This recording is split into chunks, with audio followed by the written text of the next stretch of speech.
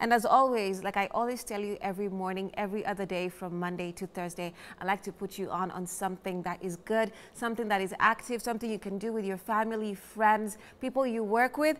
And you know what? I decided that I will also be participating in the 21st edition of the Stand Chat Marathon. I mean, why not?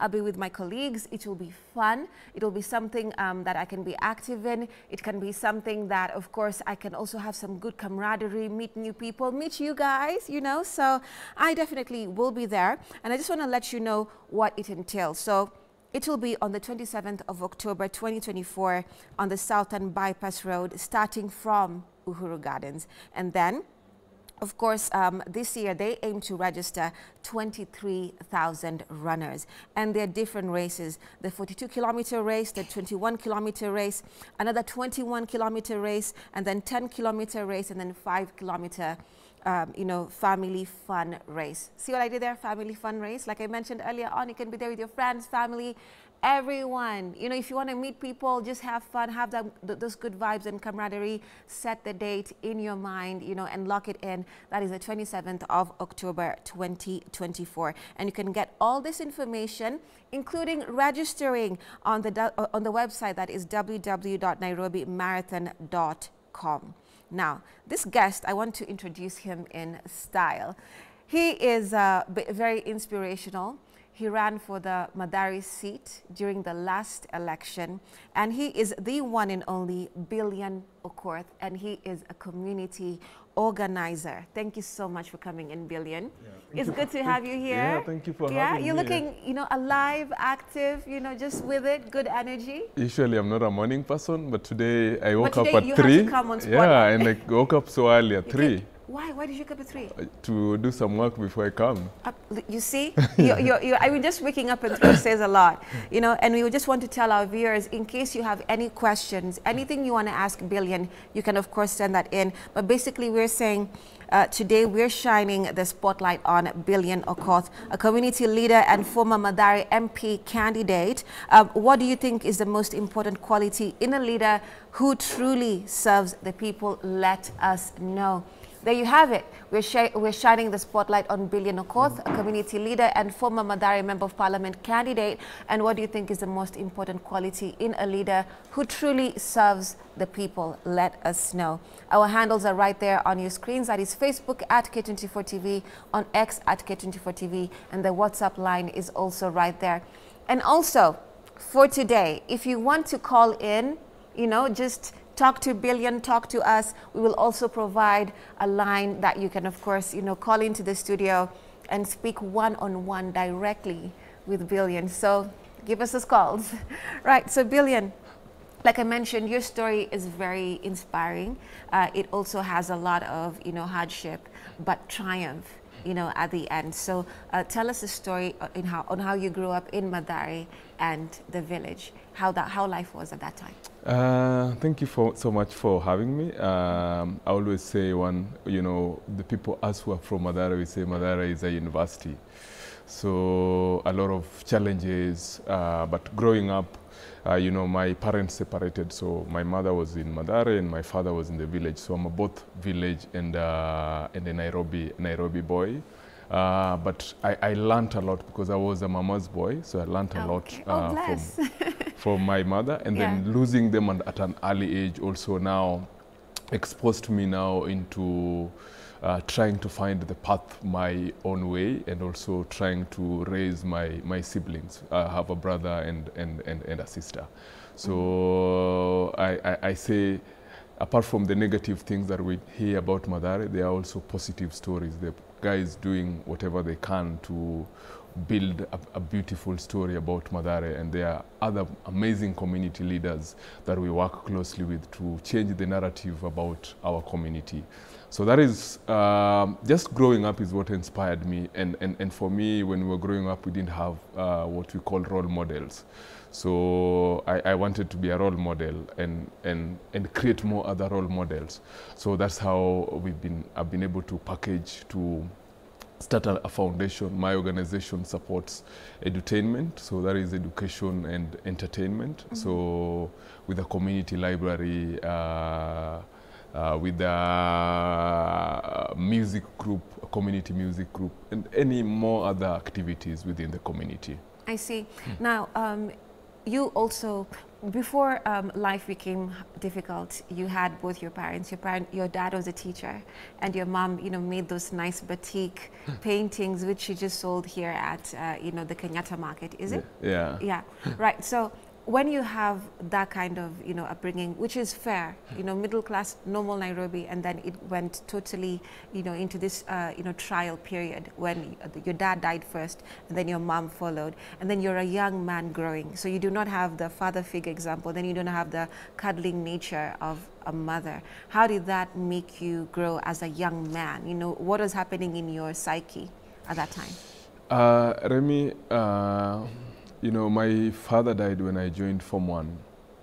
And then the following year, my mom died. When my dad died, I didn't feel the pain because I had somebody to lean on. But when my mother died, it was horrible. I remember being expelled from my first high school because I didn't really have something to live up to. And when I went to my second high school now, I think my teachers would say, they never knew that I would finish school because life had no meaning at all for me. And what brought me back into line was now seeing my siblings. I wanted to be the big brother to them because I was the firstborn. So I remember when I went to my second high school, things were very tough. I spent a lot of time also in the village with my grandmother when I was chased from school. And when I went to Form 4, it's a university professor, Professor Wanyande, that paid for my high school exams fee. And that was how it changed my story. So it wasn't easy, not having a father figure in your life and not having the mother. I am one person who always smiles, even when things are tough, when I'm going through tough things, because that's what the world taught me. I grew up in the hands of different relatives. Some were very nice to me, but some made me understand that I didn't have parents. So it wasn't easy, but I take positive out of it. I say if my parents were there, my story would have been different now. So I took the positive part of it, saying, now I belong to God, I'm a God's child. So my story is what it is today because I didn't have parents. So I had to knock doors, seek opportunities for myself. I see. Now, you say Mathare is a university, and there's always this particular assumption of how, someone can just quote unquote understand what the slum entails, but until you actually experience it, most of it is just to say, right? Yeah. Now, you're in a high school, you had no notion of what you want to do or what you want to become in life. When did that identity and the key aspect of, okay, I want more, I want to do more with myself, when did it start happening?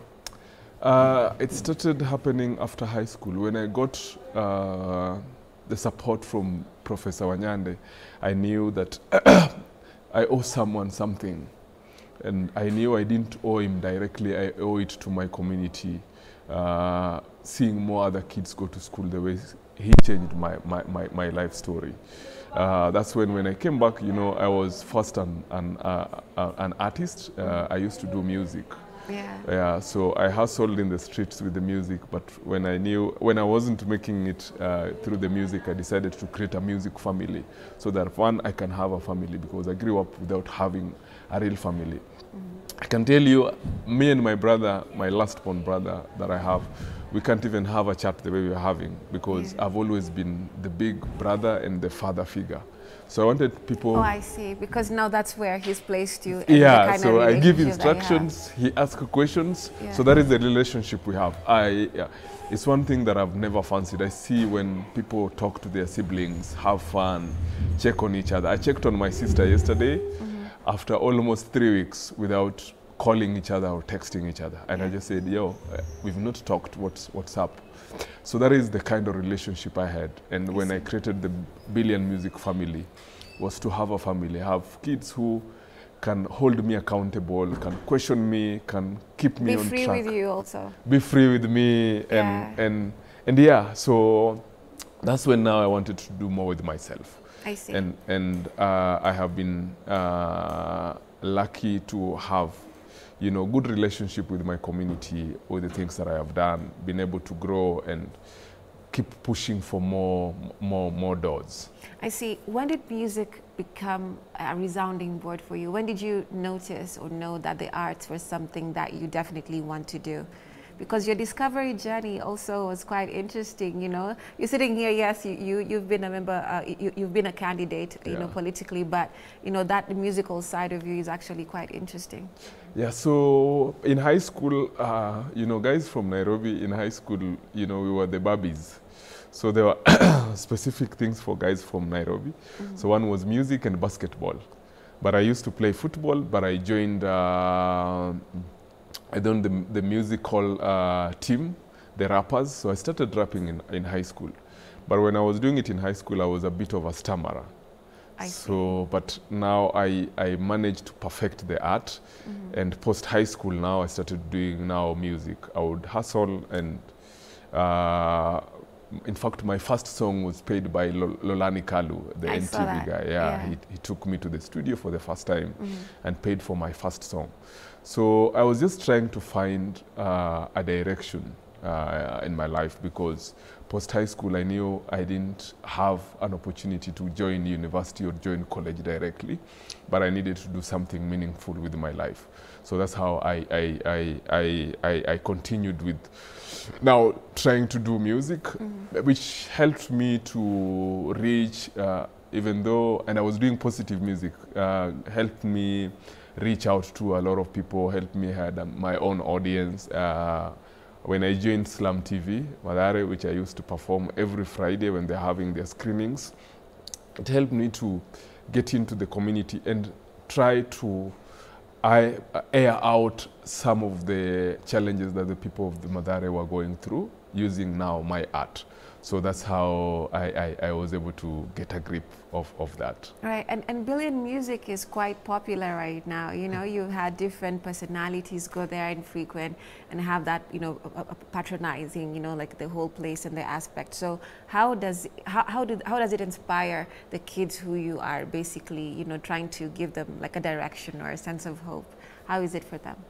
Yeah, thank God, you know, they do better music than me. I mean, they have to. It only gets better. Yeah, so through them, we've been able to have, you know, 2 popular documentaries. One won an award in the US, and the film was screened in Hollywood. And then the other one was done by Norwegian filmmakers. Also, it's a big deal in Norway. So through those opportunities, I managed to knock doors for them to be able to get more opportunities and get inspired, because I told you when we were growing up, we didn't have role models. We didn't have people who would inspire us to see how the other side looks like. So I bring in different personalities to our center. During holidays, we have different interesting activities that are bound to make them, because in Madare you have 2 decisions to make: to be a bad one or to make something out of your life, because all those options are available, and the one for bad one is even right at your next door. It's more tangible. Yeah. But now an opportunity to build something out of yourself, you have to go out of your way. So we've created a safe space that, you know, kids who want to do positive things with their lives, parents who feel, you know, I want my child to be different, have an opportunity, have a place to be able to do that. We didn't, when we were growing up, we didn't have those opportunities. We didn't have those safe spaces. So we are creating that, and not just creating, we are creating and bringing more interesting artists, bringing more big personalities, ambassadors coming and inspiring these young people. We've also been pushing for more opportunities abroad. So those of us of our students who've done well in universities, we are trying to seek opportunities so that they can do their masters abroad. So those are the things that we are doing at our resource center. Right. You know, I can imagine to some extent it can be a very tall order to want to aspire for more. Like you said, you have two options. You either become extremely bad or caught up. Like you said in some articles that I've read about you, that you saw some of your friends die or getting shot because they wanted the shortcut to life. And given the environment, you know, it is not something that would be, you know, surprising, right? How hard or resolute did you have to be for you to make the decision of, I want to inspire, I want to be a role model, given you have the same circumstances like the others do? So there are some decisions that I made when I was growing up, especially when I got to high school. After going through that episode of, you know, trying to mourn my parents in different ways, I said I want to be different. And I said I want to reach my peak, the peak that my parents were not able to reach. So it wasn't an easy decision, because it was easy to get, you know, nice girls by being a bad boy, by joining the bad gang, having easy money and being able, it was there. But we took the hard way, and there are some things that I said I wouldn't do until I am stable. One was, it was easy to, you know, get girlfriends, to, you know, get out of your path. So I made decisions, no alcohol, no girlfriends, until I am able to take care of that myself. So yeah, you know, Mathare, every single day we get young guys being killed. We get young guys getting into, you know, drugs. But still there are positive, you know, stories. And for us, that is what I wanted to be. I see. And keep pushing for that. All right. Yeah. Just to remind our audience that you can call in live, right? Any question you want to ask Billion here, our lines will be right there at the bottom of your screen. So you can call in, ask him about leadership, any question about, you know, his upbringing, how he was able to surmount some of these challenges. Billion here will be very happy to respond to some of your questions or comments for that matter. Right, Billion? So let's take a look at now where you were able to get into activism, right? Again, tall order, because sometimes when you want to inspire people, you have to be at the forefront. And you said no alcohol, no girlfriend, so you had to decide into a line where you have some focus, but you're human. You know, so your failures and your successes are always going to be plastered across the screens. So how did that journey begin, and what are the challenges that you know, faced when you became an activist? It wasn't easy, because, you know, my music was one activism. I say my way of activism is, you know, trying to solve social issues, not just shout, but also look for a solution to those problems. So, you know, I have in several places been quoted that, you mobilized people of Mathare to come to the deputy president's office. And because when the schools were opening, and a lot of students from Mathare could not join high school because of school fees, somebody had to raise his voice. And that's why that's what I did. I said, all of you who are supposed to go to high school and have no opportunity, let's create the awareness, because sometimes some of these leaders live in a bubble. They don't know what happens in the community. So for me, the activism has always been pushing for solutions. While pushing for solutions, also trying to match people with, you know, how we can create a solid social change in Mathare, because it's been decades when we have the slum. I think we need to create a story, or create a platform where everybody can have equal opportunities or equal shots to life. So that is what we have been pushing for.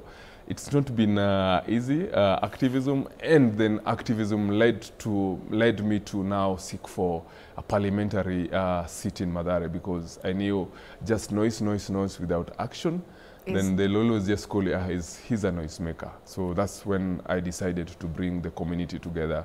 And my campaigns was majorly sponsored by guys from Mathare who are abroad, who are in the US, the Matharians in the US, in Norway, or the ones who supported, the ones who also supported my campaigns. Yeah. I see. Right. So you see, activism, especially in our country, can be quite controversial, as you know. Yeah. Right. You know, sometimes there's an accusation of receiving funds just, you know, to get your agenda ahead, you know, and the whole, you know, lack of transparency in some aspects, right? So how are you able to navigate that? And especially the aspect when you disappeared, like I was telling you before, you know, we began this interview, it is still plastered all over the internet, you know, and it's quite a scary, also controversial thing back in 2019, you know, so paint us that picture. What happened? Yeah, so it had nothing to do with the activism. Yeah. You know, as human beings, sometimes, you know, we give, but you don't get. Mm-hmm. So I got to a point where I give my all. I woke up very early in the morning. When I wake up, I pray and then think about what can I do different for my people.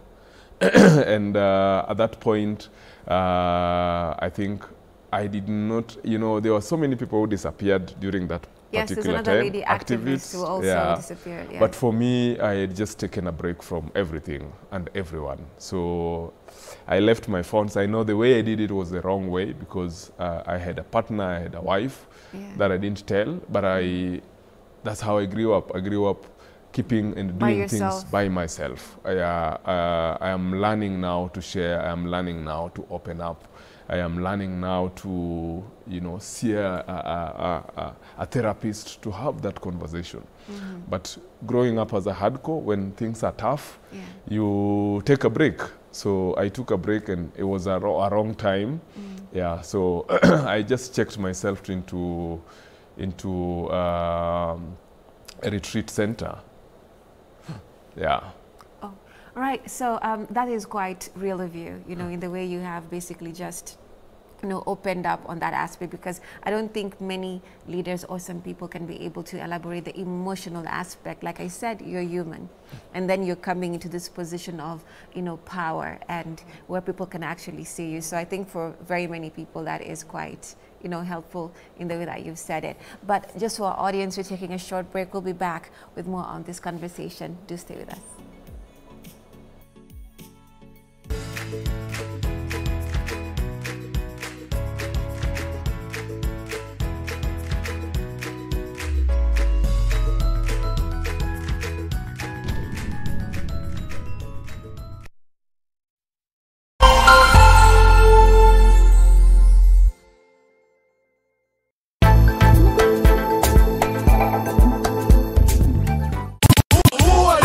DJ Bludgy.